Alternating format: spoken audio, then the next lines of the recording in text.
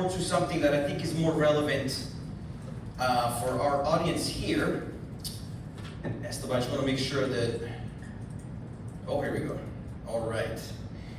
Is how can we take all the learnings of AI and really apply it to the agency model? Because not that long ago, I sat in the same seats as you guys, and I really always thought about, is there a better way? Okay, so today we're going to focus on that. Quick question, does anybody know the significance of this date? Excellent, ChatGPT. ChatGPT was launched literally in 2022, and it has been the fastest growing technology in history. In 5 days, OpenAI generated 1 million users. In 60 days, ChatGPT had 100 million users, and today there are about 400 million. Fastest moving technology that we've ever seen. And what that's done, that's placed us really straight in this crossroads between past limitations and boundless possibilities. Because with ChatGPT coming on board, we fundamentally redesigned everything that we know as it is today. Because students are using it. They're not going to stop using it, which means that our education systems are going to have to evolve and redefine themselves. Medical field. There are doctors across the world that are literally using ChatGPT to diagnose patients. I know it sounds crazy, but they're succeeding. And not only that, there is just a story that was launched today, the ability for a company to take photos of various cancer patients, overlay that technology, and this is all run by a large language model, by the way, to detect your chances of cancer in the future. Highly successful. So everything that we currently know is being completely redesigned. So I have a prediction, and I believe this is really what's going to happen, is that in a couple of years, we're going to always remember this time, and we're going to talk about the world before ChatGPT and the world after ChatGPT. Because the technology is so defining of how we live, what can we do, not only in our day-to-day lives, but also as business owners and business leaders.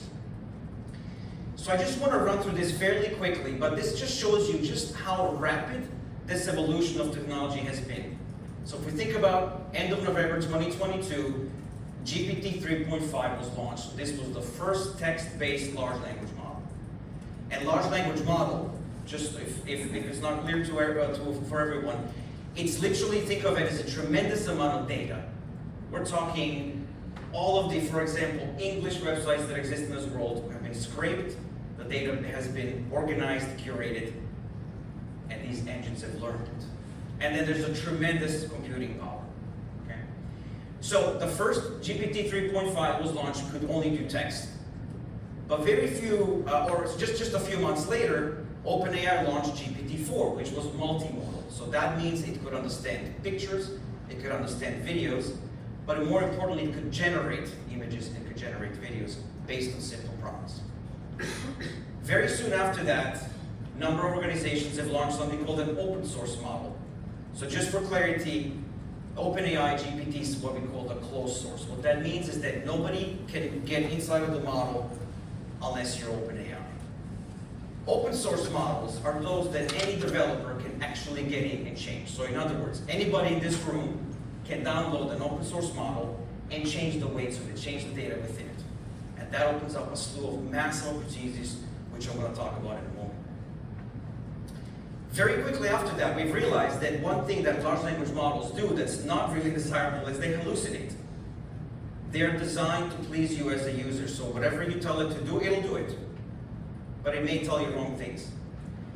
So very quickly after the technology has been positioned to a point where, yeah, it knows a lot, well, one of the aspects was, well, how do we make sure that we put guardrails around it?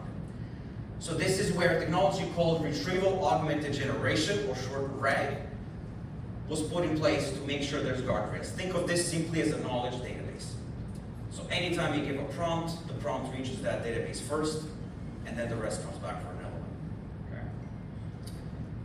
Very quickly after the RAG happened, well, everybody thought, well, wait a minute now, we have this computing power, we have human inputs and prompts, so why not think about an AI system, meaning you're giving a prompt that's automated. So it's a workflow that you're essentially saying, I'm just going to guide it, so it's going to be simple for me. So it's really sort of an elevated way of automation that we knew in lots of different aspects before this. But then that wasn't enough, because somebody said, wait a minute, we can also build AI agents. These are things that can think on your behalf. These are things that can give other agents instructions.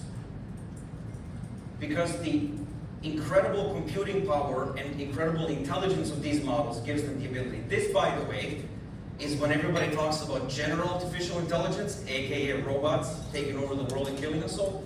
That's where it comes from. Because they do have that ability. Okay, I'm not saying that it's going to happen, but the point is they can think on our behalf. And this, point number 6, is going to be a game changer. And then somebody said, well, hang on a second, so if you got all these agents working together, so how do they understand each other? And technology called Model Context Protocol was launched. It's an agent orchestrator, ability for a bunch of agents to work together in happy harmony. All of this happened between November 30th, 2022 and today. So what this gives us are basically use cases in business that we have never seen before, and this is what I'm going to call after ChatGPT. Okay? So we look at a company like Salesforce who decided to say, you know what, we're going to replace all of our customer service agents with AI agents. They ran 500,000 AI agent conversations, and they were able to resolve 84% of those cases. And only 4% was handed to humans. So think about how many people it would take to run 500,000 conversations. And these agents don't sleep. So before ChatGPT, this would not be possible. Harvey AI is an AI company that is really in the business of trying to disrupt the business model of lawyers. So hopefully there's no lawyers in this room. But this is a really a great opportunity, because what they've proven to do is they've built a large language model that helps with contract drafting and research, and this model is able to reduce 90% of time spent doing both those activities. That's huge. Think about the hourly wages or hourly rates that lawyers charge. Okay, that's disrupting the entire industry. GitHub Copilot. Okay, so this, think of it as all of the software engineers around the world are now able to use large language models as basically their co-pilots. So they're coding 55% faster, and they're reducing their mental efforts by 75%.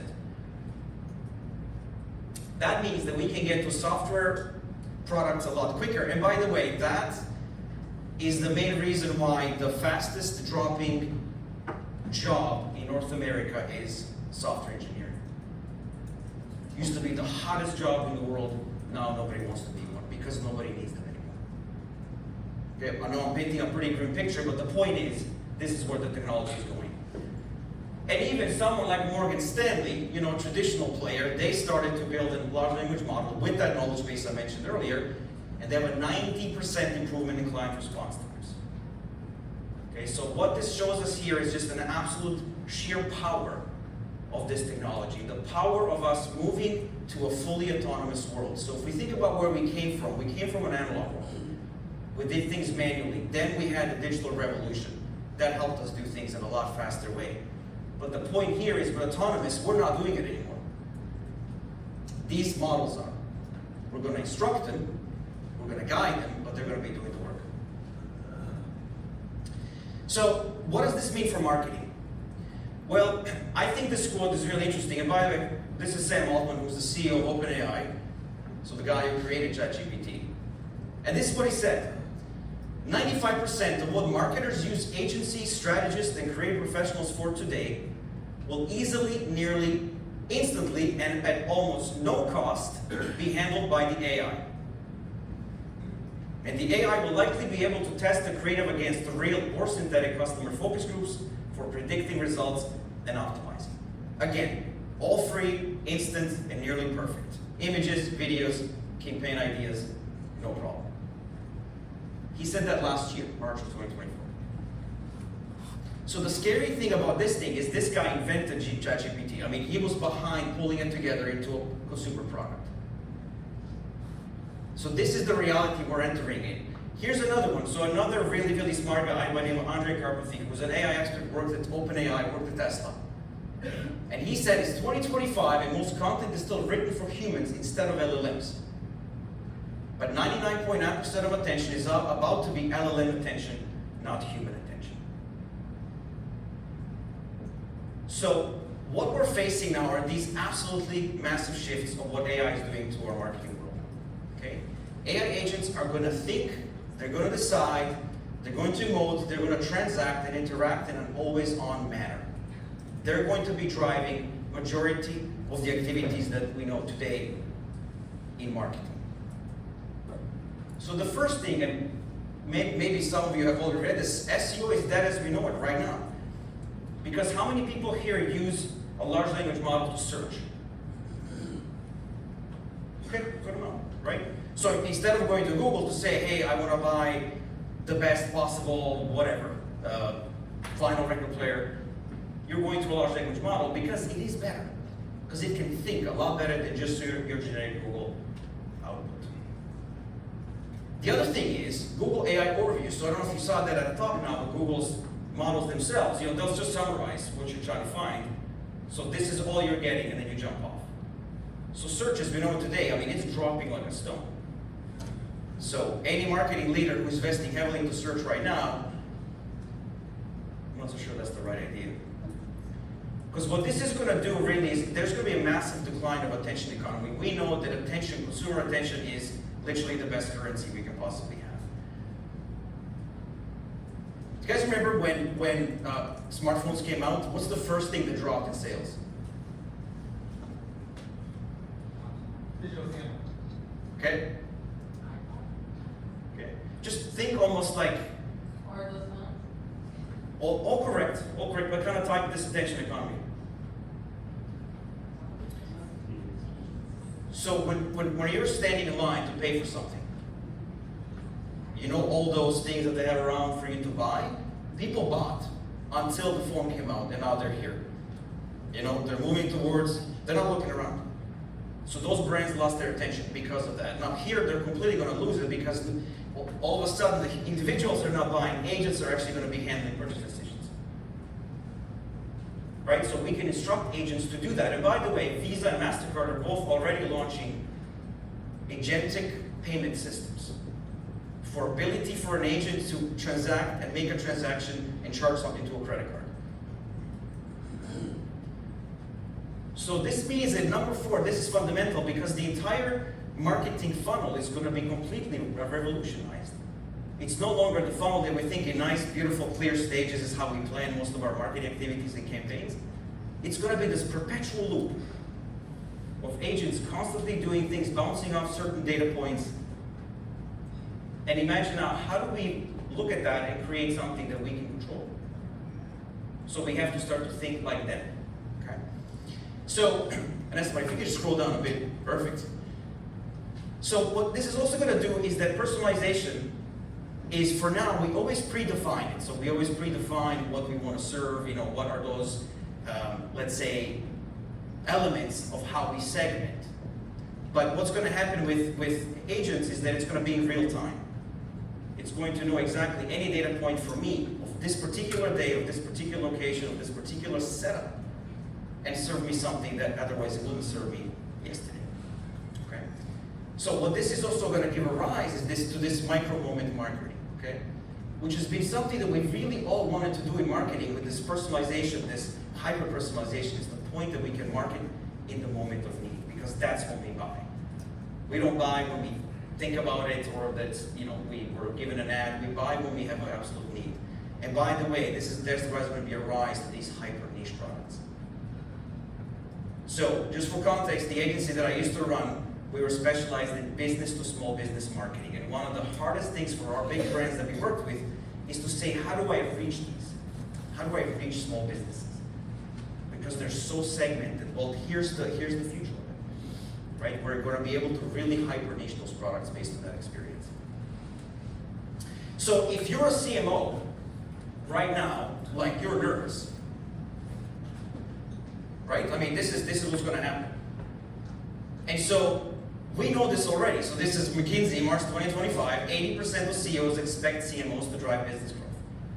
I mean, this is no surprise. I mean, you probably see this all the time. The clients you work with, the CMOs are extremely full of pressure to produce results, real results, not just really good campaigns and good creative. But at the same time, these same executives are also accelerating AI adoption as their top priority. So they're looking to that CMO and saying, not only do I want you need to drive results, but you have to lean in on AI. Because our boards are telling us this is what you have to do.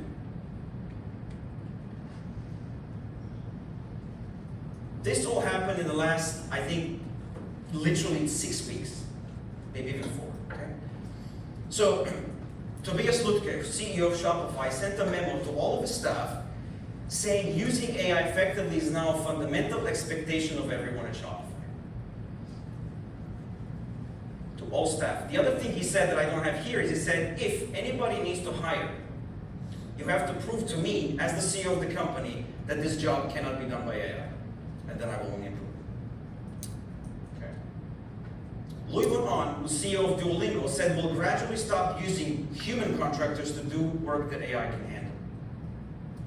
I mean, absolute disruption as well to anybody who is in Duolingo, and they have a lot of linguists and a lot of language experts that are going to be replaced. And the last one is Misha Kaufman of Fiverr, basically said, here's the unpleasant truth, AI is coming for your jobs. And he's saying it's also coming for mine, okay? So the point of all these is that these are the senior leaders of the brands that we all try to help. And so if the marketing leadership is getting pressured on, you have to realize the value of AI. They're only simply going to come to us and say, guys, you have to be able to help me. Because literally, like, my ass is on the line. So here we are at yet another crossroads. Right? I mean, we're asking ourselves, are our current business models actually outdated? Like, are we ready to handle what we've seen ChatGPT introduce to what we've seen where the industry is going? And can we actually compete based on this? So, I asked myself that question. So when I was sitting in your shoes, as president of an agency, these were literally the 5 things that not only I thought about, but everyone else that I talked to, whether you were a network like this, or any other colleague who was doing the same thing for me. So these are essentially 5 things that we struggle with today. And hopefully some of these sound familiar, right? Like thin margins. Because we have fairly undifferentiated commodity offerings, because we're all competing for the same stuff. Which then puts price pressures on what we do, because the clients are doing that to us. They're saying, yeah, but can you do it cheap? Okay? So shrinking margins are always very hard, because with shrinking margins come cash flow challenges, etc., etc. We all know that unpredictable revenue streams are always the one thing, because we have a difficult time proving ROI to clients for a retainer. Many of us are lucky that we have them, but more and more clients are asking us, you know what, I'd rather just do this bit by bit, chunk by chunk. And so what happens to us is like, how do you manage your business that way? Because you have no idea what's coming next. Okay? I think everyone in here, and I do remember being on a group of business development sort of thinking, you know, when I was a member of this network, and we talked a lot about new business. How do you acquire clients? Business development, new business. I mean, it was always one of the most challenging things, because our growth budgets were super limited, and we have to compete against larger agencies that have significantly more money. But also there was always this promise of like, you know what, I think we might want to move to a larger agency because they can give us more, so that retention was always a bit of a challenge. Which, by the way, many times it didn't work out, as we all know.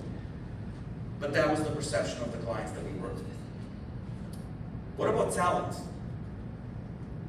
For me, that was one of the largest things, by the way.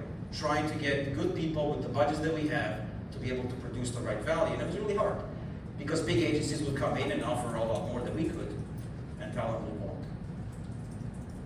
And then the last thing was just this intense competition. I mean, I think everybody probably feels it, right? I mean, there's, 44,000 agencies, I think, in North America. So this is it's a very busy space. And so we always have to ensure that we have some sort of clear differentiation in how we can compete. But the point is, all these issues or challenges existed in this sort of like digital area that we were in. But so now just imagine if we have to take that, and so how do we now compete? How do we handle those 5 elements in the space where we're walking into in this autonomous type of setup? So the answer to that question, are our business models outdated? I believe they are. And so what I want to propose here are really 3 steps of how we can look at in terms of evolving our business models. And the 3 steps are done in sort of a fashion where you need one before you have the other one. So the first one is we want to sustain our core. Okay, what that means is our current business model, the current offerings, all we're looking for now is time and cost efficiency. So ultimately, these are short-term adjustments for immediate efficiency gains, the stuff we can do today to improve our business model. But then the next step is where we have to really be thinking about is how do we enhance the core? How do we make our value proposition stronger? So this is all about better quality and better output of what we do. So these are medium-term changes for a much, much better value proposition. And then the third one is absolute transformation of what we do. Okay, this is exactly new products, new services. This is a long-term reinvention of what I call AI native business models. Pace at which organizations can get through this, it depends. It depends on the willingness to do it. It depends on adoption. And of course, it depends on results. But the reality is, if we stay at number 1, that's not good enough. So organizations that only want to stay there are really, really not going to succeed. Okay? So to kind of go into a bit more detail, so what I mean by sustaining. Here, like the keyword is efficiency. Okay, so here all we're trying to do is we want to save time, we want to reduce costs, we want to streamline our operations. Why? So that we can actually free up the team bandwidth for higher value activity. Because we're very good at what we do. Like this room is full of amazing talent, but the problem is we're not spending enough time on value added because we're dealing with a lot of stuff that we just don't have time to do. We have to do it. So the point of this one here is really going to say, okay, what are some of the key measures that we can take to reduce the low value activity and give us time to do something that is going to be much, much better for us in the organization, okay? So I'm going to just, and again, these are just 4 measures. By the way, there's many. I could probably rhyme off 20 right now, but I'm going to focus on these 2 top 4. And the first one is rely on a large language model as a thought partner. Okay? Meaning, whatever model, by the way, it can be ChatGPT, it can be Anthropic's Claude, it can be Perplexity, it can be Gemini, any model that is suited for the role or suited to you as an organization, use it as a thought partner. So what I mean by that, if we have to ideate, we have to come up with ideas. These models are incredible. This is the starting point. Again, we're not going to do something just because ChatGPT told us to do so. It's all about the starting point. We can do a lot of research, competitors, category, customers. Because if you remember, a large language model has scraped every imaginable public website in the world. So they know a lot. And our role is we just have to prompt it well enough. Ask the right questions. And not only that, have a conversation with it. So who here has tried voice chats with ChatGPT? Okay, great. So what I do on my drive to work every day, I talk to it. I ask questions. Listen, I have something on my mind. I'm really trying to figure out, we have this new opportunity coming with a large client in the Middle East. You know, what are some of the things I need to look out for, blah, blah, blah. And we converse. It's literally like having a thought partner sitting next to me in the car. Okay. But the other thing, what we can do, and this is actually very, very simple, is that we can build custom GPTs. So any of your own frameworks, the way that you do things, the way you come up with your go-to-market strategies, whatever component of your agency that you know this is your recipe, you can literally teach it, and it's always going to filter using that. So even better. That's actually really simple to use. Okay. The second one is we have to automate as many admin tasks as we can. So we're talking about agency and client level optimization. There are many, many tools that have done a pretty good job right now by really relying on large language models to really do that. One great example is many times, we sit on these client calls, we collect the data, we write down what they tell us, and then we have to sift through what they told us and like, oh, I really don't really understand what this meant. Now, not only can an AI model effectively do that, but we can prompt it and say, look for these things. This is a client that's really upset about this particular campaign. I want you to extract things that you know are going to be the best points for me to lean in on and raise with them. Okay, so that's efficiency because it's going to take away multiple hours of that research time. AI-assisted creative. Okay, so we're not talking about the, ChatGPT compiling the entire campaign, but the point here is it's really, really good for first draft copy. You're really stuck, I don't know where to start. Try it. Bounce back and forth. You can do the same thing with limitless design. Okay, how many of us have that client, and I've had many of these in my time in an agency, where they just were never happy with images in ads, like that, oh, I don't like the house is a little crooked, or I want this. So the amount of time it took my designers to go through that, this is now immediate. Okay, so those small little tweaks that are valuable, somehow valuable, seemingly valuable to clients, but they're just wasting our time. Okay, so that we can then try to limit that and really focus on more value add. And the fourth point is AI prototyping. So there's a product called Lovable. Has anybody heard of Lovable? Yeah, okay, perfect. So Lovable is this incredible, and remind me to tell you about Lovable when we talk about business models later, but so it's basically a prototyping tool. You're able to put a prompt and say, I need the following thing. Build me a mobile app that gives me the ability to summarize email conversations, put them into blog posts, whatever it is, whatever the prompt it is. And so you remember that GitHub that I talked about in terms of what's now actually appending the entire software engineering world? Well, that's kind of what's driving this. So you're able to prototype super quickly. So instead of wasting 2-3 weeks of doing something, put it in the front line, they're like, oh, I don't really like it, this is now mere hours. And so it's really amazing for rapid mock-ups and iteration going back and forth. And again, these are only 4 examples. There's a lot more out there. But the point is, these examples are going to solve some of those problems we talked about. Because it's going to help us improve margins, because we're going to basically optimize and lower labor costs. In many cases, when we're pressed against the timeline, we reach out to freelancers, we add more headcount to go get something done. It's costing us money. Shrinking our margin, we don't have to do that. But even optimizing existing, right? We can put our teams to do things that are far more valuable. Higher client satisfaction. I mean, the quicker we are, through faster turnaround, we're happier they are. And even for our teams, decrease that burnout, the amount of time and effort required in a lot of these cases. So they're a lot happier, okay? So even these very quick things that we can do today are going to try to solve those 3 points out of 5 that we talked about. And that's very impressive.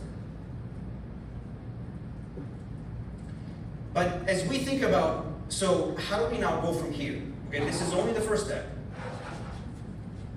There is going to be something that I think everybody in this room has that's really going to help you with phase 2.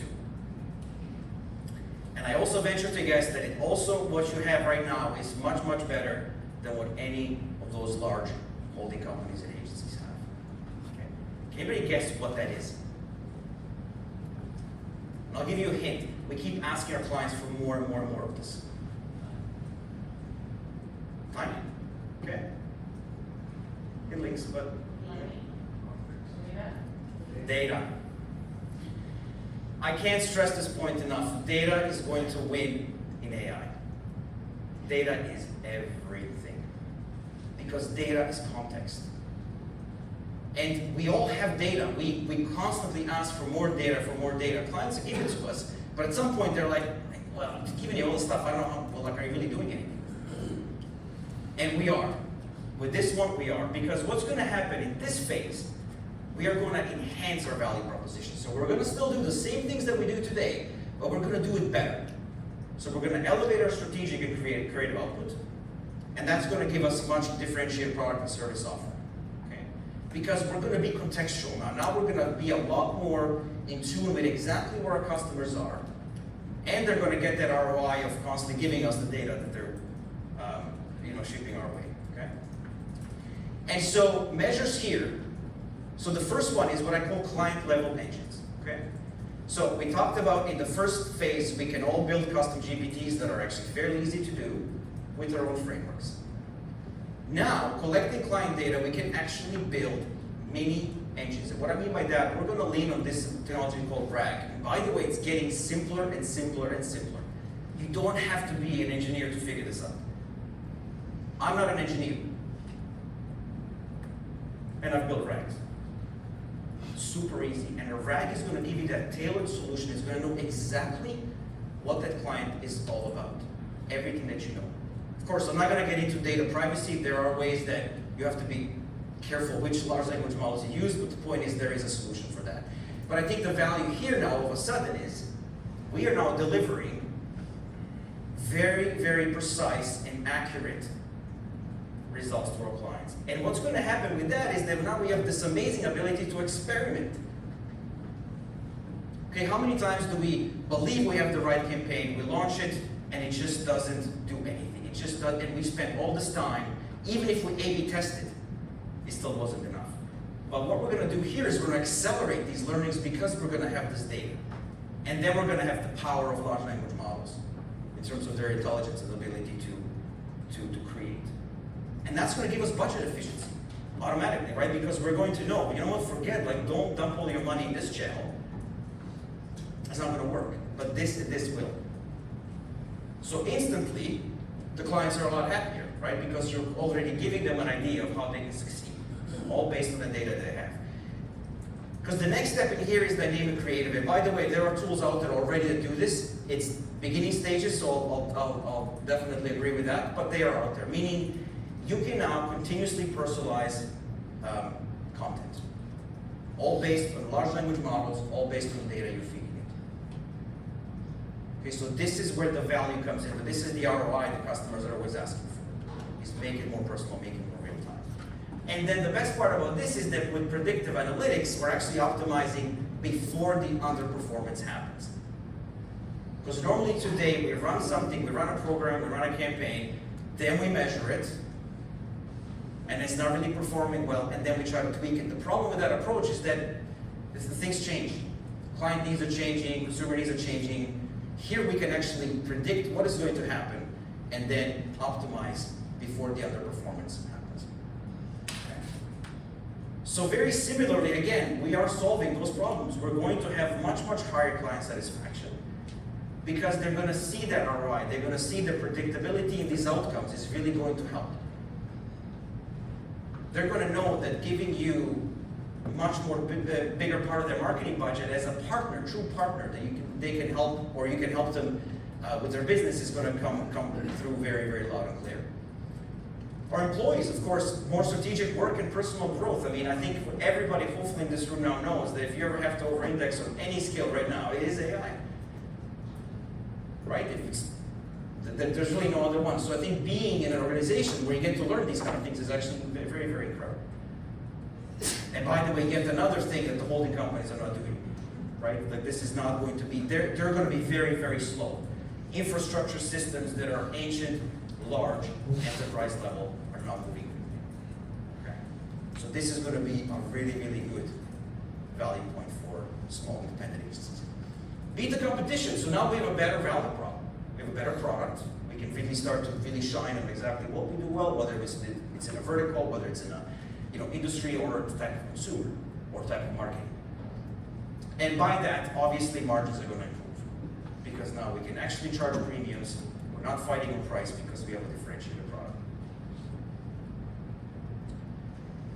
So probably the most difficult one to swallow right now is this massive transformation because it means that we have to do things completely differently.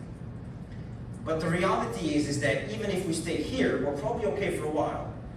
But the reality of these things is not going to go away.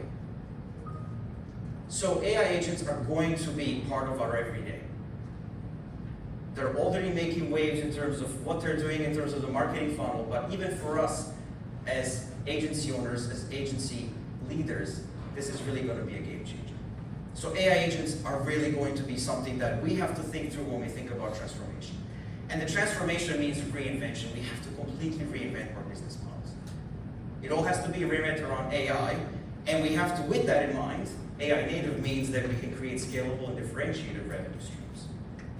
And that's the best part about where this technology is taking us. So imagine the world where you have an entire division of your agency or department or maybe a new agency that you want to build that literally runs on AI agents. So let me give you this example. So I mentioned, remind me to tell you about Lovable. Lovable is a company that is now generating, I think it's less than 2 years old, about 2 years old, now generating $30 million of ARR annually. They have 3 people and agents. So you think to yourself, what? How are you generating? People are giving they have an amazing product, that's the thing. Product's fantastic, but they've built their whole company around that. Most of their sales force, most of their any force is agents. But they are an AI native company. They started this way because they had a vision. So it's already happening. So imagine a world where all of a sudden now you have agents executing these things and they're doing everything that we do today, but in an orchestrated fashion, making decisions purely based on data, and running the department. Now, we orchestrate. Don't get me wrong, we're not gonna just go buy an island and leave and not do anything. We still have to be plugged into the overall business model, but the point is we're not doing these things. Because what that's gonna give us the ability is to actually build autonomous products. And by autonomous products, I mean things that are actually happening again in a very autonomous fashion. You start your go-to-market planning from the beginning to the end can be part of an agent network. This is self-optimizing experience. So you're going to have a number of agents constantly using data to tweak and optimize based on inputs. So we still have the control. Okay, we can still say what we really want in terms of the objectives. The point is that they're really running the show. Because the best part about that is that now we can be product companies and we can actually build something that we can charge for. Maybe our clients, they'll buy it, or maybe other agencies will buy it. Okay? Because it's something we created for ourselves that we can reuse. Think just like Jeff Bezos decided, listen, I have this massive architecture, infrastructure to sell products on Amazon. What do I do with it? Oh, I'm going to sell it. I'm going to call it AWS Cloud. And that's now the biggest part of Amazon's revenue. So the point of this is now we get to create new. We get to create in a way where it's very, very different. This is no longer, we're not going to be measured by, hey, how many employees do you have? We're going to measure what is your outcome? What is your value you're bringing from this perspective? And that also gives us this I think, the holy grail of pricing, because I think everybody's always wanted to have a different pricing model in agencies, but the problem is we're always forced into that hourly, like tell us what you are per hour. But these things now we can control that. So I think even that performance and value-based pricing could actually be completely changed. So this is hard. I'm not saying this is easy, but the point is we have to start today. To really start to think about what are some of these things we could do. Could we take certain examples or certain parts of our business and start to really build these agents in? And I don't think I have to go through this picture, but here we're talking about absolute transformation on anything that we really struggle with today, because predictable revenue streams are going to be coming. We will really literally act as almost as product companies on a subscription basis of selling that product. We can sell outcomes, we can sell agent outcomes, okay? And that's a very, very different pricing structure. Acquisition and retention of clients, this is value for them now. This is how we become sticky, because once they realize that their data is being put to good use, they're not going to take that away and go somewhere else. It's hard, right? They're going to stick around because they see the value. Talent, again, if anybody had to join an organization that's focused on AI, that's the best place to be. Okay? And then when we think about our competitors, we've just built a massively deep and massively wide moat because we are doing something other people can. And I know many times they say, well, it's so easy. We see a lot of these companies doing the same thing. Yes, but they're not doing it to the same extent and the same level because they just don't have the right data. Okay, we often talk about LLM wrappers. It's a very pretty looking thing. It's just literally doing an API connection out of a large language model. It's doing absolutely nothing for the total value. But this is different because this is our thinking, this is our IP, this is our years of experience tied to the data that we have. And then lastly, obviously, it's a very, very good model on sustainable margins going I can't stress this enough. Phase 1 is what we must do today. Phase 2 comes right after this. This one still needs to be on our radar. Because if we're not focused here, those that will overshadow us. But with all of this, I can't stress enough, and I know I talked a lot about the first part of this equation, but in realities, we still need humans. Because we're going to orchestrate. It's going to allow us the time to be the really super intelligent strategists and creatives and whatever it is that we know how to do well, because we don't have to worry about the small stuff. So we're going to have to kind of reframe our thinking to really become the guides for the AI. So even the Fiverr CEO said it's coming for my job too and coming for your jobs. I don't agree with that. To be perfectly honest, it's coming for some jobs, but it's not going to take over our jobs. Those that use it well will, but AI won't. Because we still have the power in this entire equation. Okay? We control the reins. We control those prompts. We control what we tell these agents to do. Okay? So this is all still very much using the value that we provide and that we've built over the years. So, in summary, when we think about what is the agency of the future, so first and foremost, it's lean. We don't have to worry about now overhiring, overspending, leaning on networks of freelancers to get something done. We can do it in a lot better way. And I'm not saying here, oh my God, everyone's got to be worried about their job. The point is, we don't have to grow that quickly in terms of headcount. We have a way to stay lean. And lean means good. I mean, look at Lovable. That's a great example. The other one is data-driven. This to me, again, data has always been, they talked about data as the new oil a number of years ago, but this now becomes even more important. Because that's going to be the distinguishing between a generic tool, an LLM wrapper, and something that all of you can build because you do have that data. Autonomous AI agents are really at the core of this.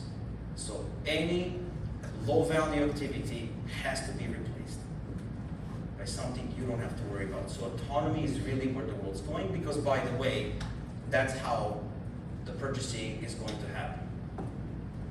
We talked about the whole marketing funnel completely changing.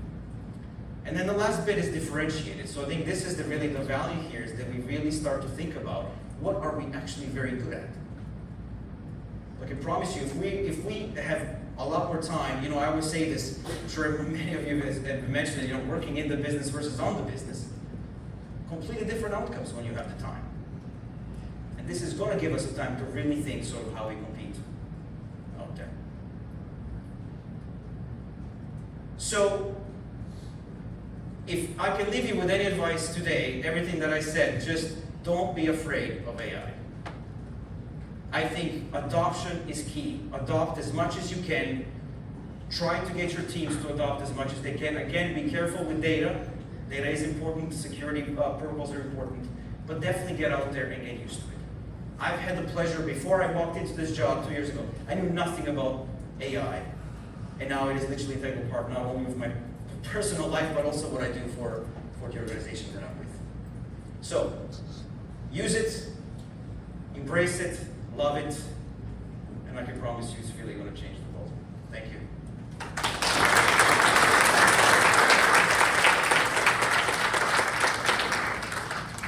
So, any questions? Yes?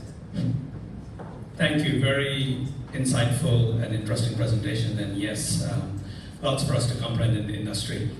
My question is, what are you seeing in terms of how clients, are reacting to agencies presenting AI work, or are they demanding that agencies use AI to produce work? They are.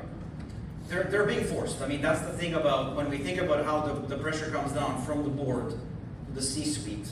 Because everybody's reading all this stuff, they're saying there's a lot of efficiencies to be gained. Why are you not using it? Where the things start to fall apart a little bit is that there's still a lot of misunderstanding of this entire space. AI is probably the most overused word today, because people just say, well, everything's AI, but what does it really mean to me?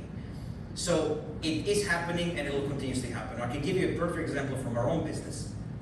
We work with a lot of large organizations, to give you an example, KPMG and Desjardins, which is a large insurance or financial institution here in Canada, are using our product because they're being forced to go into that direction to find those savings. So not only is it really going to be coming your way, but they're really going to be forced even more because the boards, because the CEO's pressure. Okay? So, but the only thing that I think where the struggle comes in is just a misunderstanding of what AI is. A lot of it just gets really muddled, particularly of the value versus the risk that's perceived right now in AI solutions.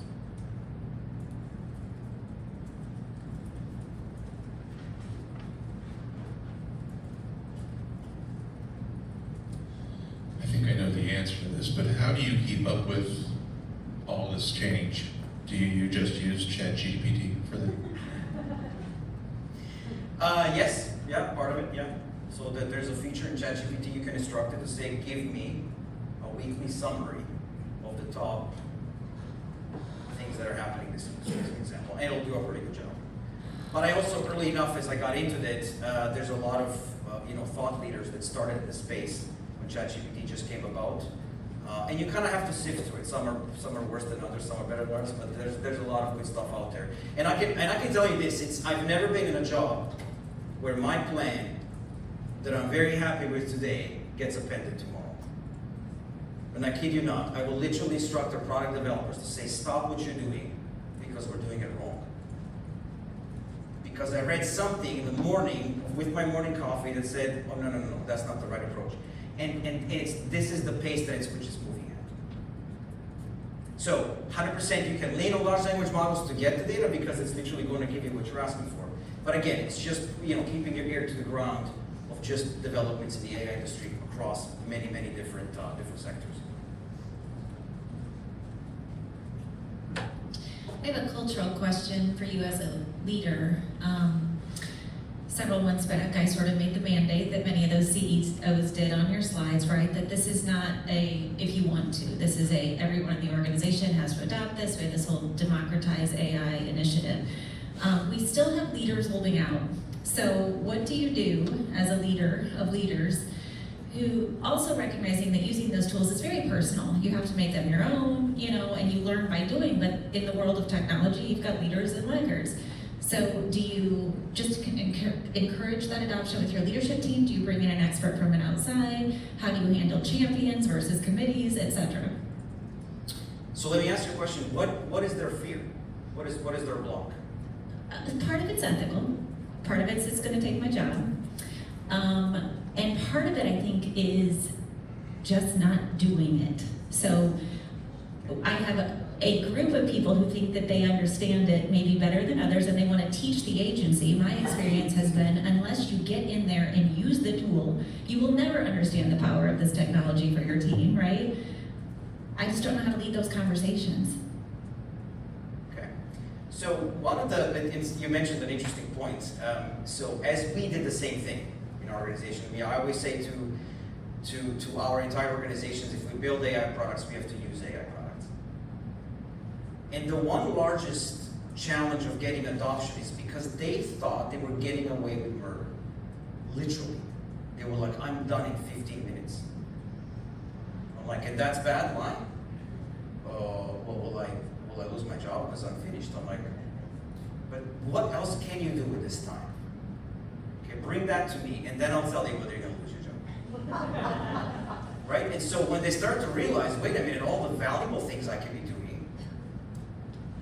that's what I want to start doing. So then it's almost saying, how are you replacing that time? That's the number one aspect. So they can see the value of using it. I think the ethical side of things has been probably still misinformation. I think a lot of it is, will this thing hallucinate? Will it give me wrong answers? Is it going to take my data for training? All valid questions, but I think just some level of education would be good, and I think that's where champions come in. So if you're anyone in your organization that's really, really excited about it, that's really knowledgeable, and they know a lot, they will want to do this because they're super excited about it, right? And I think a lot of it is simply just that educational component. Because it's not hard to use, it's just I think there's a lot of aspects that people kind of worry about as what you mentioned. worries. What are your thoughts on conversation with intelligence and artificial? Conversation. I mean, I think each has a place, right? So if who here is in business development? Mostly a problem child, yeah. Like nothing will still replace the conversation, sitting down for dinner or lunch and try to articulate a value prop to someone. Like that is still not going to go away. Like agents are not going to be able to do that very quickly, right? So there's still going to be a place for everything. So again, we're not talking about completely replacing everything. We're saying we're just augmenting, right? And so it's in certain ways. So hopefully that answers your question. Yes. I think super interesting, and obviously I think probably the most transformative thing that is going to happen most of our careers. So thank you for this. Kind of going on with the ethical or people holding back. What are your thoughts around the environmental impact that can hold back a lot? Yeah, that's a big one, and it's real. I mean, without a doubt, to power these data centers requires a tremendous amount of energy. And the thing is, larger these models get, more of them that there are, it's only going to get worse. So that is definitely still something that the entire industry, even a guy like Sam Altman, is behind. Right? I think this is what we have to solve for. So I think it really sort of becomes that, you know, cost benefit.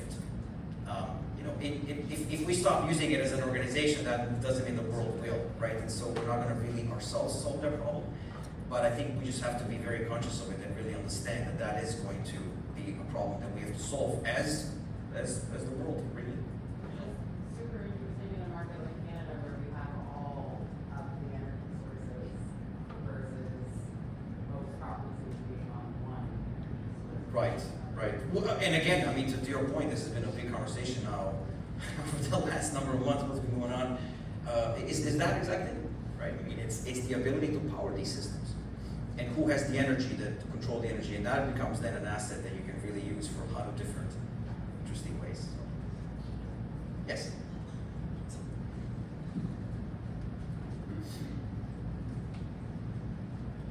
So I agree that a lot of the adoption comes from that excitement and that exploration opportunity. So how do you balance that when you're trying to promote that exploration, but you're balancing it against the data privacy concerns or risks? So it's a great question, and we go through that a lot. Most of our clients, for example, are large organizations, enterprise-level organizations that have tremendous amount of security, constraints or concerns. What I found typically still education, misunderstanding of how these things actually work. Because one of the things, the two things that probably most people think about a large language model is A, it's going to use my data for training, it's going to steal it, because we knew how many actually lawsuits happen against OpenAI because they took publicly available data. And B is also hallucinations, and that's typically what becomes the largest risk. Just as in that example, anybody hear of that? What happened to Air Canada? Okay, so they had their chatbot basically, correct me if I'm wrong, but I think it was something to do with the policy of a flight change and not. Anyways, it cost them a pile of money, but the course decided, no, it was your chatbot, so you're liable for it. So I think companies are being very careful about sort of what happens there. But I think honestly, going back to having the right education, because building these systems, I can tell you, honestly, there are systems that will not use your input or your output for data training. You're simply just bouncing at that question that comes back to you is automatically deleted and you keep it. But not every model is like that, and that's where we have to be very careful. Yeah. I feel like more and more realize that you need to start using things like ChatGPT, but I don't know how to use it. I don't know even like what I can use it for as someone who's in account management, not something that like I may specifically use it for like strategy or if I'm creative. So what's your biggest piece of advice for someone who doesn't even know where to start? Is it just prompting it and seeing what works and doesn't work, or? Yeah. You got to remember, these models know a lot, right? We're talking about multiple billion parameters, meaning that and literally OpenAI stated this was last year, they said, we have no more websites to scrape.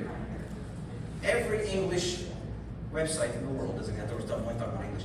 We've done it, so now what do we do? So now they're thinking about creating synthetic data, right? So you're basically telling the large language model, create more data based on this data, and they're doing it fairly successfully.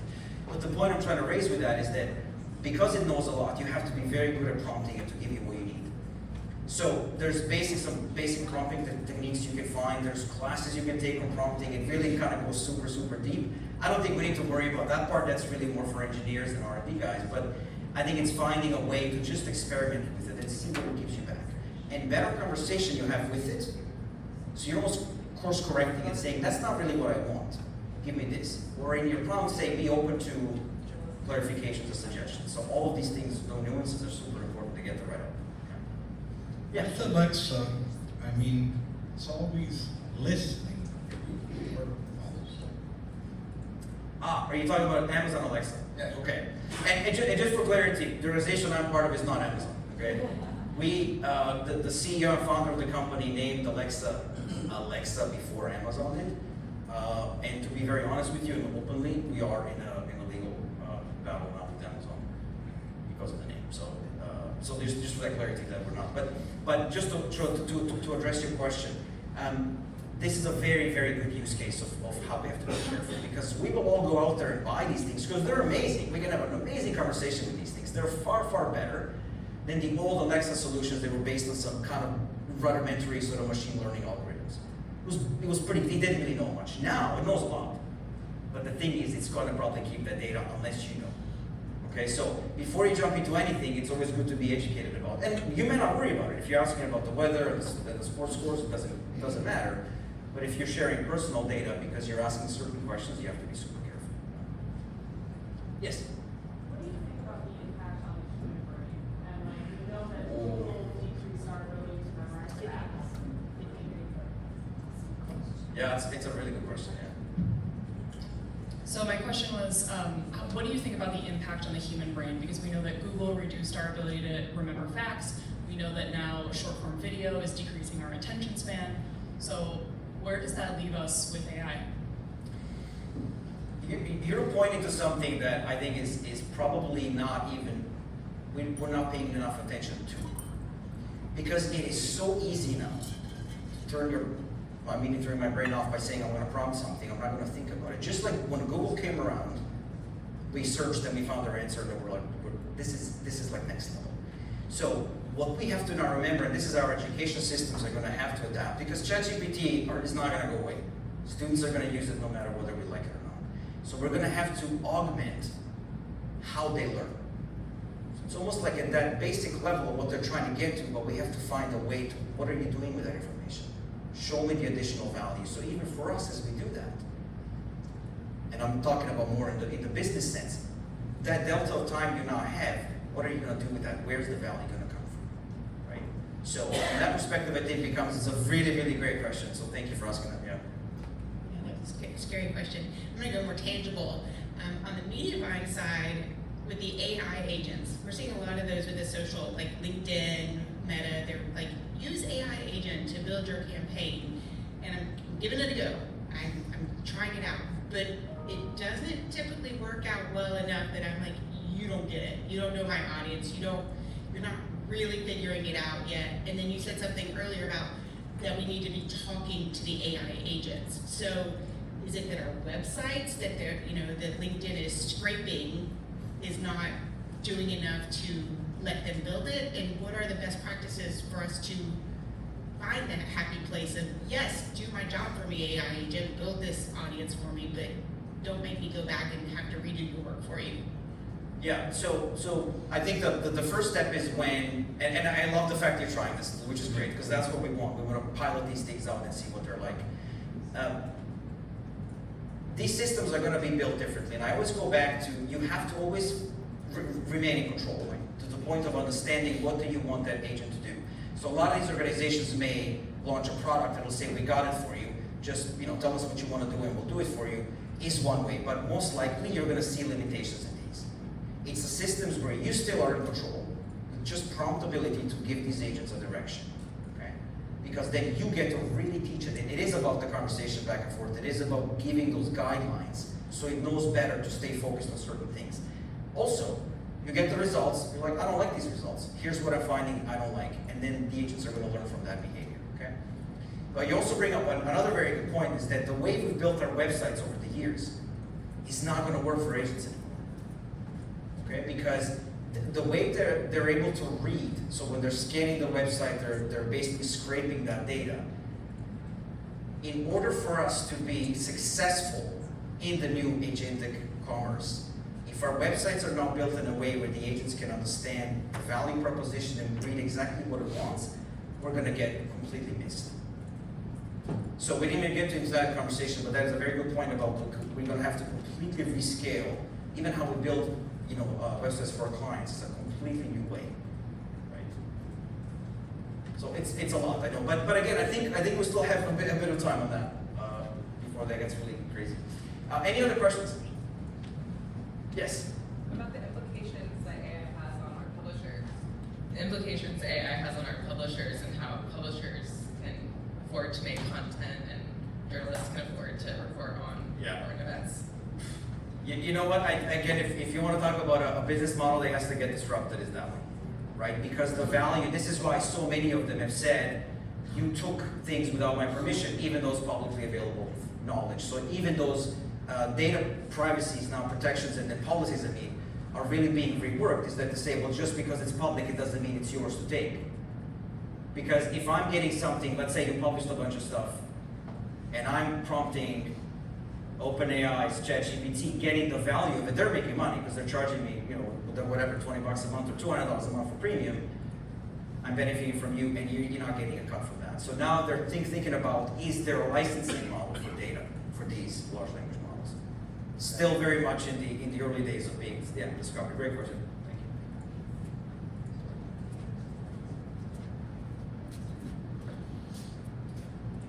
you. No more? Okay. Awesome. Thank you so much. Thanks for coming.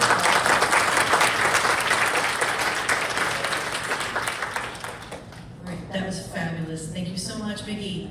Oh my goodness, my mind is kind of numb right now. We are going to go to our breakout session, so return to the same spaces that you were yesterday. Digitally, you're in Edward C. Media stays here. It's all up here on the board. Social media, you can go outside if you find a space that you prefer to go. We are open to free time at about 3 o'clock, and then we meet again in the lobby to head up the little hill to go to our sugar shack. Again, bring a light jacket,